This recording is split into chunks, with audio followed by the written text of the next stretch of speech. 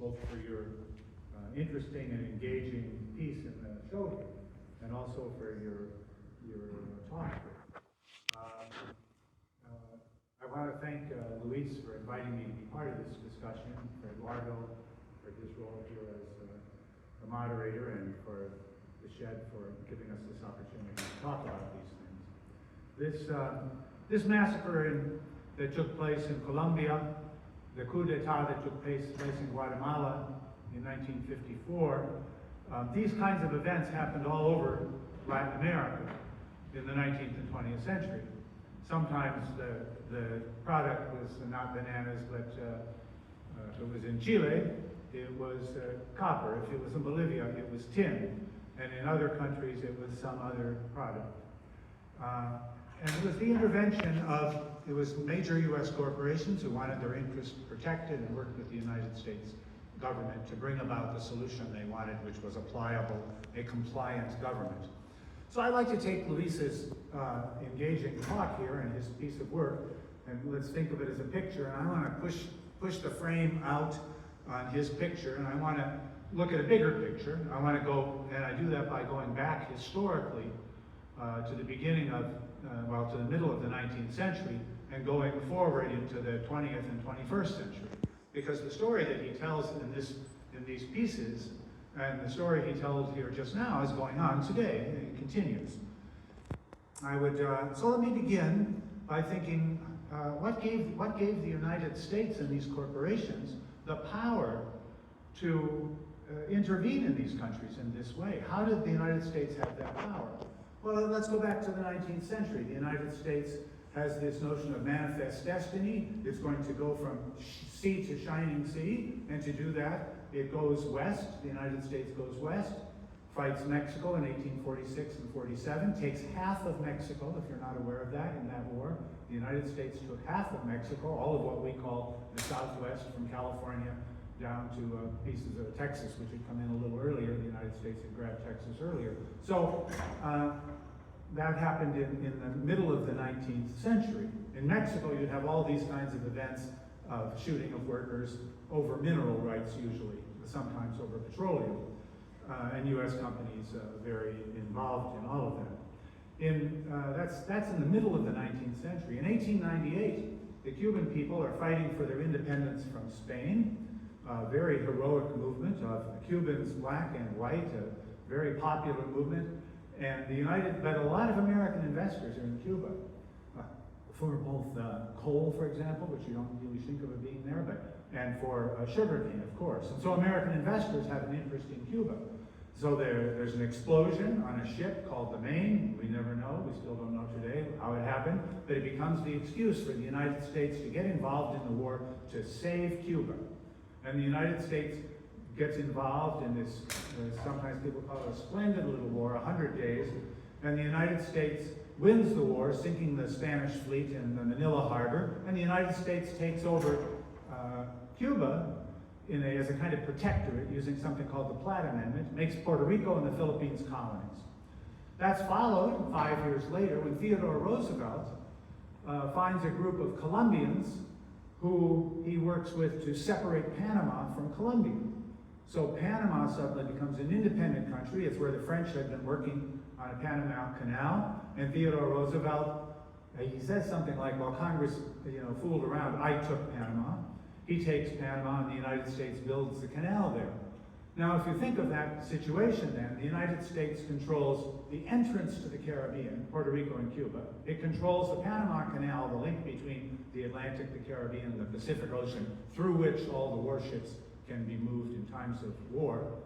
And it soon controls all of Central America. I don't know if you're aware that in the 1910s and 20s, the United States occupied Haiti for 25 years, occupied Nicaragua for 25 years. And in those years, of course, what was the occupation for? The occupation was to make sure there was a government in that country that would do the bidding of the United States and U.S. corporations in those countries. So by the time you get to the mid-century, by the time we get to where Luis's story begins, 1928, 1954, the United States has had a firm grip on the Caribbean For 30 years in 1928, for 50 years in 1954, the United States controlled the Caribbean, controlled Central America, dominated the economies. U.S. corporations, U.S. bankers dominated those areas financially. So this is a complete, a pretty complete control. If you couldn't get the government you wanted, you sent in the Marines, and the Marines ran the country. That gets us to Luis's period. But now, so that was going backward. Now I want to go forward. At about the same time, I should say this first. World War II. We all know World War II. The Allied powers, the United States, England, France, and the Soviet Union, defeated Nazi Germany, Italy, and Japan. But after the war, there's another way to look at that, which is that the United States had also, in a sense, defeated England and France. England and France had been the two greatest empires in the world. They had been very badly damaged by the Nazi attack, both in terms of their own countries, but also in terms of the Nazis taking over, the Germans taking away the German state, not the German people, taking away their possessions. And so their colonial possessions in some cases. So at the end of that war, those empires were no longer going to be able to exist. Gradually, over the next few decades, their colonies become independent. But it meant that the United States, there was a vacuum of power in certain regions. For example, South America had been run by the British throughout the 19th century and into the 20th century, until 1945. The British had been the major bankers, the major investors. They had the kind of economic, political, military relations we think of the United States having in Central America and the Caribbean. But after 1945, the British are done in Latin America. The United States moves into Latin America, U.S. bankers, U.S. corporations become dominant, and when there's a problem in Latin America, in South America I'm talking about now, when there's a problem in South America, for example, in Chile there's a big problem in 1970s, you may know. Salvador Allende, socialist, is democratically elected the head of the Chilean government. Well, this is very disturbing to American corporations which rely on Chilean copper. For example, the International Telephone and Telegraph Company, ITT. ITT needs copper. So they don't like this socialist Salvador Allende, who's encouraging or supporting the workers in their strikes, and workers are taking over plants sometimes, and the government may raise a policy of nationalization of the industry, having the government take over the industry from the U.S. owners. So, with a group of generals in Chile and with conservative forces in Chile, together with the CIA again and the U.S. State Department, that government is overthrown.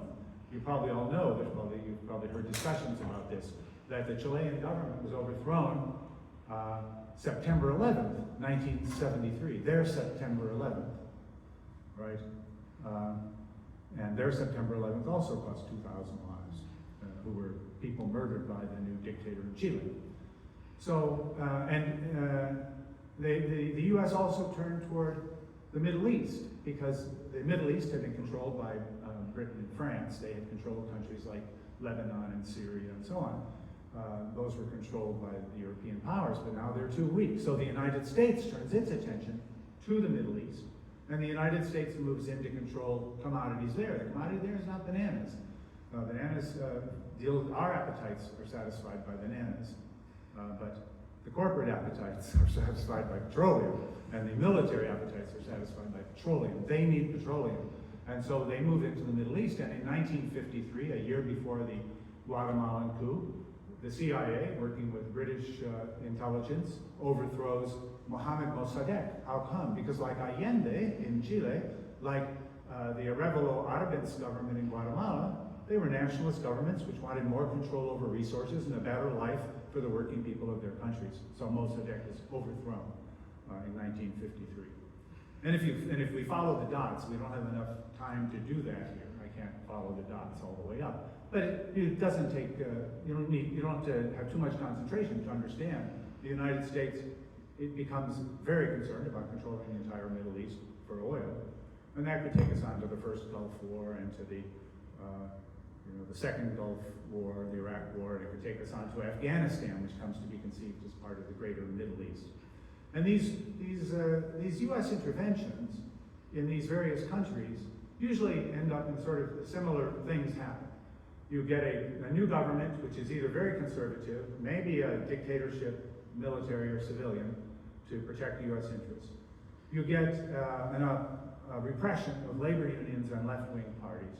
And you get a paralysis or lowering of the standard of living for the population, because that was what really was at issue. Can we keep these people as a poor working class who can be exploited, and you have no political democracy.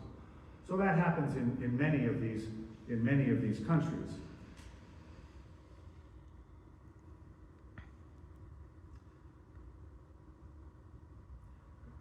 So I think Luis's presentation is sort of a call to us implicitly that we should oppose this kind of imperialism. I think imperialism is the word for it.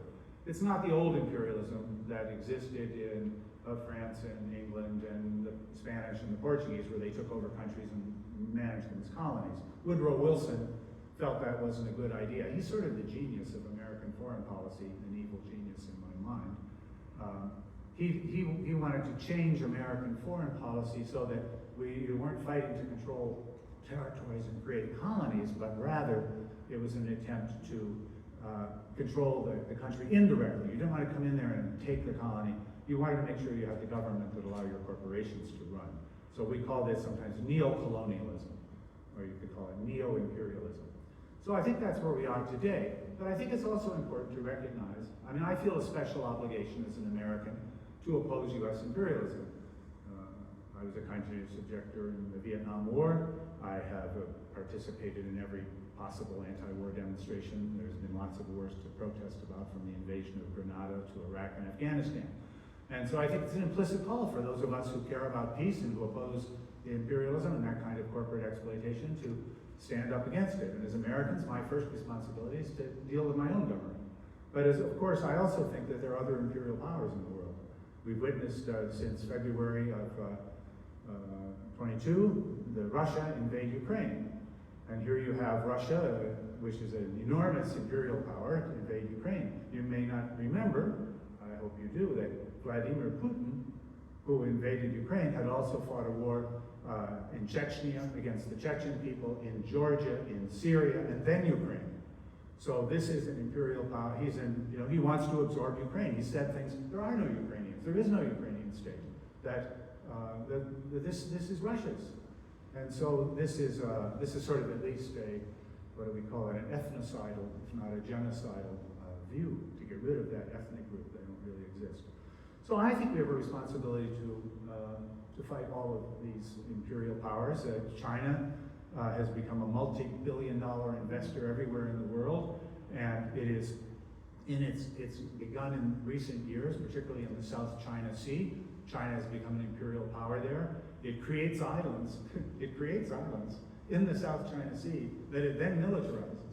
And of course, there are many neighbors there that think that it happens to be called the China Sea, but it's not just China Sea. It's the sea between China and the Philippines and Vietnam and so on, about half a dozen nations.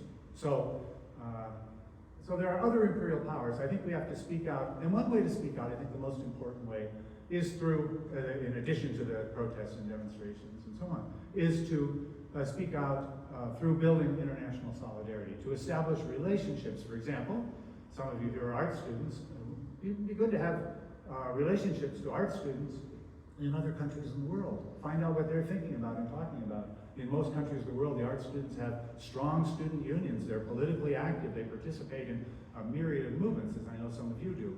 But it would be good to have international bonds. If you're working people, as I and my wife have been, and others have been, that is, you have the possibility to make contact with people in unions in other countries, and to get your union to take an active role in opposing policies that are not good for foreign policy and not good for workers in those countries. I should say right now, Stephanie Luce, who is not here today, who is my colleague and friend, who couldn't come because she became ill, wanted to talk about the U.S. Labor movement. And I'm just going to say a couple words about it here, because I think it relates to what I've been saying, which is this, that right now, there's as you may know, I'm sure you're all aware, there's a huge upsurge in American labor movement. We've had strikes of auto workers, strikes of actors and writers, strikes of nurses. We haven't seen a wave of strikes like this for some time, maybe since the 80s. Not nearly as big as the strike waves that I was involved in the late 60s and in the 1970s. But this is a very healthy sign of the American labor movement, that workers are fighting for a better life, for higher wages, for more militant unions, and unions that could take a role in politics. And I think that we should also be involved in the support for those. But I think it's also important that unions in America often are not, and the workers in them are not very involved, unless they happen to be immigrants from a particular nation that's involved in something. They're not usually very active in international solidarity. I have been involved in that with the United Electrical Workers in Mexico. So I think that we should be involved in this labor movement and try to bring to it politics about international labor and anti-imperialism, and try to do it in a way that doesn't sound like a left-wing slogan. Anti-imperialism just sounds to most people like some left-wing slogan, but it's a real thing. You can talk about it without using that word. You can talk about what's Coca-Cola doing over there. In Guatemala, the American, I can't remember if it was Pepsi-Cola or Coca-Cola, but I think it was Pepsi-Cola, but they were bringing the military in and were murdering workers in a bottling factory during the 1980s when I went there. So you can talk to people about this without using words that sound like left-wing slogans. So I think that Luis has done us a favor by producing this interesting, as I said, an interesting, engaging piece of work with its pieces that illustrate the demands of the workers and talk about their need for housing and education and for shorter work week, and that he has done good by calling our attention also to the role of the United States, of a foreign power coming in there and very violently suppressing that. And we could point, if we had time, I could continue to talk here for an hour about massacres of workers in every country in Latin America for the same motives. But thank you very much.